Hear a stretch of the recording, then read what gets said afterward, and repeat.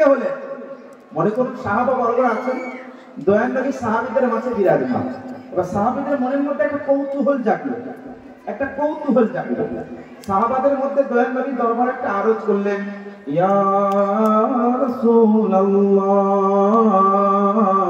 মাতা কুনতা নবিয়্যা।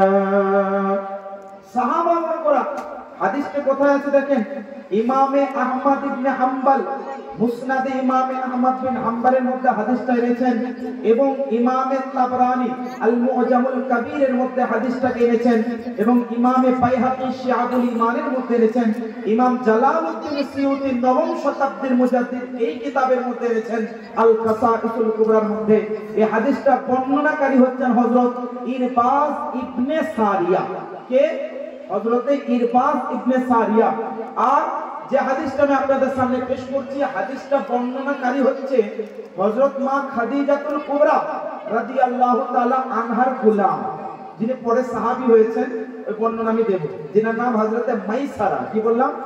হযরতে মাইসারা রাদিয়াল্লাহু আনহু। উনি হাদিসটাকে বর্ণনা করছেন। কি বলছেন?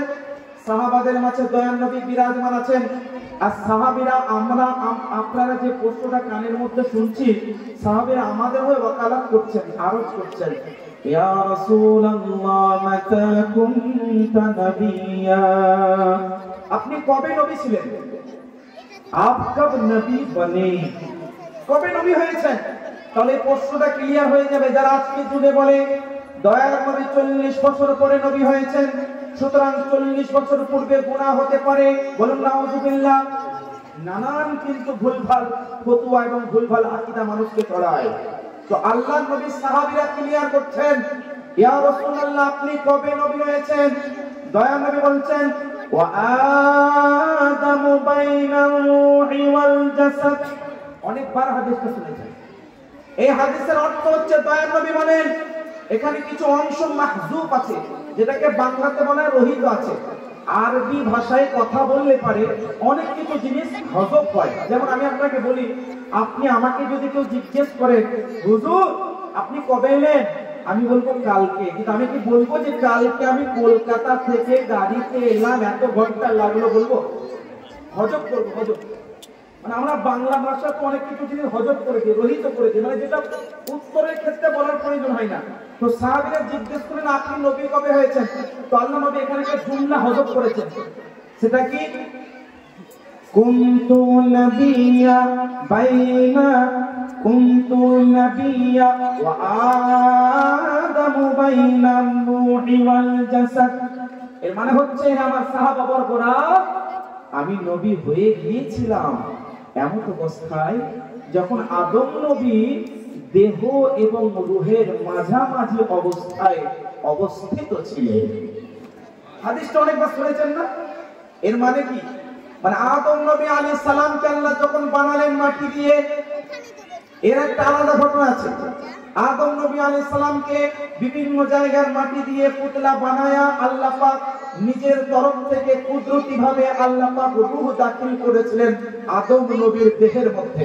তো আদম নবীর দেহে রূহ ঢোকানোর আগে, আদম নবীর দেহে তৈরি করার আগে আল্লাহ নবী কি বলছেন? যে আমি তখন নবী ছিলাম। এতটুকু কথা বুঝে গেলেন বা? কিন্তু এতটুকু যথেষ্ট নয়। আগামী পরশুদিন আপনাদের সকালবেলায় অনেকে বলবে, হুজুর আই ডোন্ট অ্যাকসেপ্ট দিস হাদিস। এই হাদিসটা আমরা নিই না, এই হাদিসটা আমরা গ্রহণ করি না। যদি বলেন কেন করেন না? বলবে হাদিসটা হচ্ছে যঈফ। কি বলবে? হাদিসটা যঈফ। আমি বলবো হাদিসটা হচ্ছে হাসান। হাসান মানে এগুলো একটা ব্যাকরণগত কথা, যেগুলো বুঝবেন না আপনারা, কিন্তু বোঝানোর চেষ্টা করছে।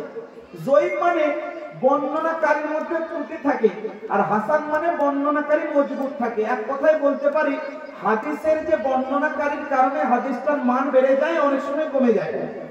এই হাদিসটা রয়েছে সুনানে তিরমিজি শরীফে, সিহাহে সিত্তার কিতাব, 6টি সহিহ হাদিসের কিতাবের মধ্যে একটি কিতাব সুনানে তিরমিজি। সুনানে তিরমিজি শরীফে হাদিসটা উল্লেখ করার পরে ইমাম আবু ঈসা তিরমিজি বলেন, হাদা হাদিসুন হাসান। এই হাদিসটা হচ্ছে হাসান। তো ইমাম তিরমিজি বলেন হাদিসটা হাসান। আমি আপনি যদি বলি না যঈফ, দুর্বল, কথা চলবে? চলবে না। সুতরাং হাদিসটা গ্রহণযোগ্য কিনা? হাদিস থেকে কি প্রমাণ পেলেন? দয়ার নবী দুনিয়া আসার 40 বছর পরে নবী হয়েছেন, না দুনিয়া আসার আগে থেকেই নবী ছিলেন? আগে থেকেই নবী ছিলেন। 2 নম্বর হাদিস শুনেন, হযরত ইমামে হাকিম মুসনাদ হাকিমের মধ্যে হাদিসটা এনেছেন, ইমামে বাইহাকি শুআবুল ঈমানের মধ্যে হাদিসটা এনেছেন, ইমাম আবু নুআইম দালাইলুন নুবুওয়ার মধ্যে হাদিসটা এনেছেন, আর এই কিতাব যেটা আমার সামনে আছে আল খাসাইসুল কুবরার মধ্যে ইমামে জালালউদ্দিন সিয়ুতী রাহমাতুল্লাহ আলাইহি হাদিসটা এনেছেন। এই হাদিসের বর্ণনাকারী একজন বিখ্যাত সাহাবী, যিনি 5000 এর মতো হাদিস বর্ণনা করেছেন জীবনে। কত হাজার? প্রায় 5000 এর মতো হাদিস বর্ণনা করেছেন নিজের জীবনে, যার নাম হযরত সাইয়্যিদুনা আবু হুরায়রা রাদিয়াল্লাহু আনহু। উনি কি বলছেন দেখেন, قيل للنبي صلى الله عليه وسلم متى وجبت لك النبوة। এই হাদিসটা এত গভীর অর্থ রাখে। এই সাহাবী বলছেন আল্লাহর নবীর দরবারে আরজ করা হলো, ইয়া রাসূলুল্লাহ, আপনার জন্য নবুয়ত কখন সাব্যস্ত হয়েছে, কখন ওয়াজিব হয়েছে? তার মানে দয়ার নবী কবে নবী হয়েছিল এটা বলা হয়নি, আপনার জন্য নবুয়ত কখন সাব্যস্ত হয়ে গেছে, মানে আপনার জন্য নির্ধারিত হয়ে গেছে, ওয়াজিব হয়ে গেছে, প্রমাণিত হয়ে গেছে। আল্লাহর নবী উত্তরে বলেন, বাইনা খালকি আদম ওয়া নাফখি রূহি। আল্লাহ নবী বলছেন আমি তখন নবী হয়ে গিয়েছিলাম যখন আদম নবীর দেহে এখনো পর্যন্ত রূহ দেওয়া হয়নি, তখন আমি নবী হয়ে গিয়েছিলাম। এই হাদিস থেকে বোঝা গেল আল্লাহর নবী আগের থেকে নবী ছিলেন। এই ধরনের আরো একটি হাদিস বা আপনার সামনে বর্ণনা করি, তাহলে বিষয়টা আরো স্পষ্ট হয়ে যাবে। ইমাম ইবনে সাদ হাদিসটাকে বর্ণনা করেন, ইমাম জালালউদ্দিন সিয়ুতী আল খাসাইসুল কুবরার মধ্যে হাদিসটাকে এনেছেন। আল্লাহর নবীর দরবারে একজন ব্যক্তি জিজ্ঞাসা করেন, আন্না রাজুলান সাআলা রাসূলুল্লাহ সাল্লাল্লাহু আলাইহি ওয়াসাল্লাম মাতা কুনতা নবিয়্যা। আল্লাহ নবীর দরবারে আরজ করলেন, ইয়া রাসূলুল্লাহ, ইয়া হাবিবাল্লাহ, আপনি কবে থেকে নবী হয়েছিলেন? আপনি নবী কখন থেকে ছিলেন? একই প্রশ্ন, এতগুলো উত্তর কেন? যাতে আমি আপনি কোনো সন্দেহ না করি। আল্লাহ রাসূল বলেন, বাইনান নূহি ওয়াত তিন মিন আদম। আল্লাহ রাসূল বলেন আমি ওই সময়তেও নবী হয়ে গিয়েছিলাম যখন আদম নবী মাটির মধ্যে এবং দেহের মধ্যে রূহের মধ্যে জর্জরিত ছিলেন। আল্লাহ নবী আগে থেকে নবী ছিলেন। এর একটি প্রমাণ আপনাদেরকে দিই, পবিত্র কোরআনুল কারীম সূরা আল ইমরান আয়াত নম্বর 81।